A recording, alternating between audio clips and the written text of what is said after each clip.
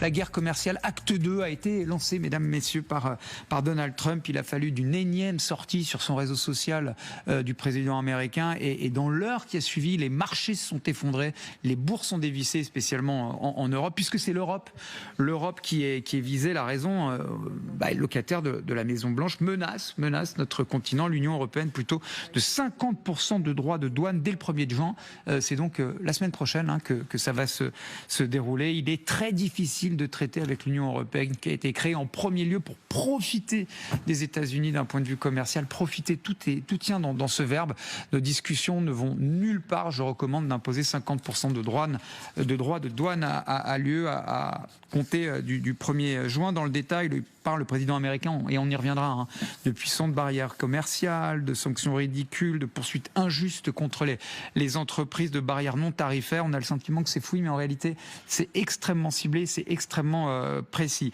Alors, je voudrais tout de suite qu'on pose la question à notre économiste, si je puis dire, l'économiste de ce plateau, Thomas Griby, bonjour, économiste, je le disais, au Centre d'études prospectives d'information internationale. Comment est-ce qu'on peut comprendre un revirement si soudain du président américain à l'endroit de l'Europe ?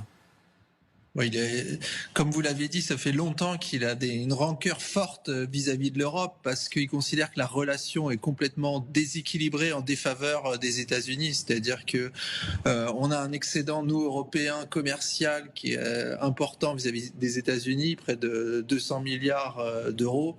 Et Donald Trump considère qu'à cause de cet excédent commercial et du côté américain, à cause du déficit commercial, ça conduit à une désindustrialisation des États-Unis, notamment dans le secteur automobile. Et donc là, ces derniers jours, Donald Trump était assez énervé du fait que les négociations ne semblaient pas avancer avec l'Union européenne. C'était très lent.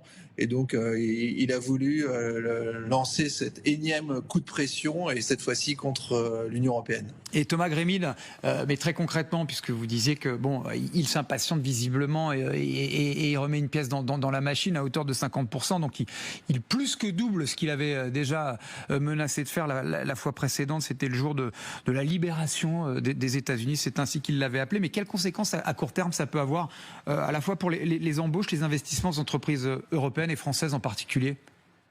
Bon, je pense que c'est quand même un coup de bluff. Alors là, c'est vrai que le délai est très proche, donc arriver à un accord, à un deal dans quelques jours, ça va quand même être difficile.